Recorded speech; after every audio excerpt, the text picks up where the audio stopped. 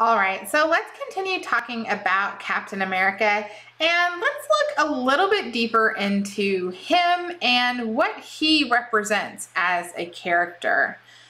So Captain America is a symbolic representation of America. He is the ideal American, but he's also a kind of role model of what is required to be a good American. Now, there are some Americans who are less than enthusiastic about Captain America and where he's positioned on this growing issue of fascism in Europe and the war and all of that. In particular, groups like the German American Bund, which, if you recall, held the Nazi rally in Madison Square Garden, which we saw in a previous lecture. And this group objected to the representation of Hitler as well as the representation of themselves in the Captain America comics. But if we look at the Captain himself, and the first place I want to start with is his uniform. Now, this is actually in the picture here a later iteration of his uniform in that he has the round shield as opposed to the sort of badge-shaped shield, but the design of his uniform is very intentional. It's intended to evoke an immediate connection to the United States. It incorporates both the flag colors and patterns, and so very clearly situates the Captain inside this idea of the cult of the flag. Arguably, the uniform does look a little ridiculous. In fact, in the Avengers movie, Iron Man makes a point of making fun of Captain America in his spangly uniform. But generally speaking, with that exception, it is only the villains in Captain America comic books that will mock him for the somewhat ridiculous nature of his uniform. To his friends, that uniform signifies something not at all ridiculous, and it is the United States of America. The writers and creators of Captain America wanted to promote their vision of the United States. Jack Kirby drew much from his childhood in the Jewish ghetto, where fighting was a way of life. You can even kind of see this reflected in Steve Rogers' early life, where he tended to get into fights that he couldn't necessarily win because he started life as a scrawny little kid. Kirby even adopted a pseudonym to make his name, which was originally Jacob Kurtzberg, sound more American, Jack Kirby.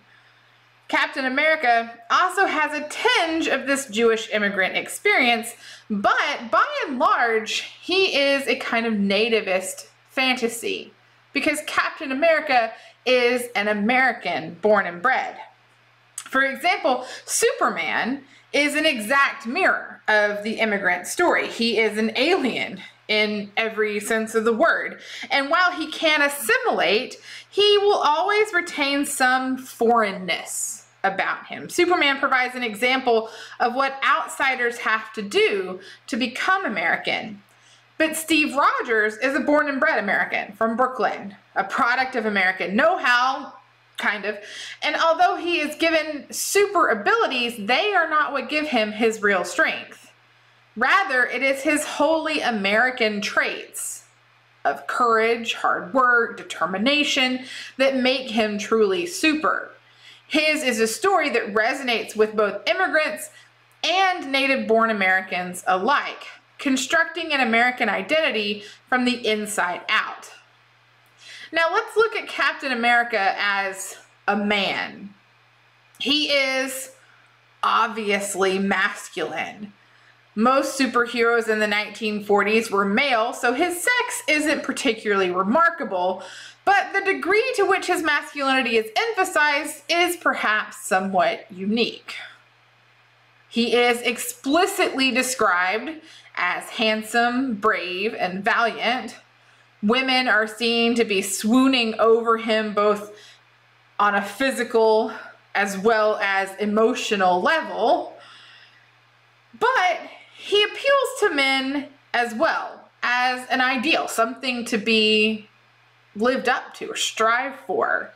His physical beauty, however, is also often starkly contrasted with the hideousness of his enemies. Captain America is also chivalrous, innocent to a certain degree, and almost a remake of the kind of Western hero. Think Marshall Dillon or somebody like that. He even refuses to kill or hurt in any way a female saboteur for the simple fact that he is a gentleman and would never do anything to harm a woman, even if she is a villain.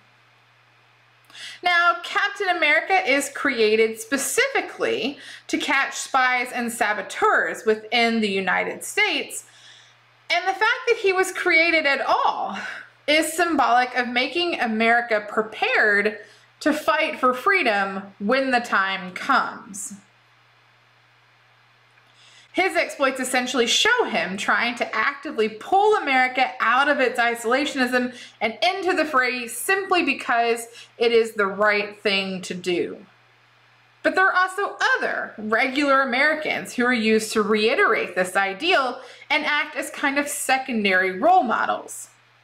For younger readers, special effort was made to make sure that the lessons of the comic book were not being lost. And the fan club is not only a way to acknowledge your love of the stories, but it was also sold as a way to get in on the action. The connection between the fan club, known as the Sentinels of Liberty, in the comic book, and the members of the fan club in real life, and the proper behavior of Americans could not have been made more explicitly clear by the captain himself when he says inside one of the issues, quote, "And let me thank you for helping Sentinels of Liberty all throughout our great land. All boys and girls are Sentinels of Liberty, whether they wear the badge or not. America is safe while its boys and girls believe in its creeds." Indicating here that Captain America is intended to be a teacher of what it is to be the ideal American.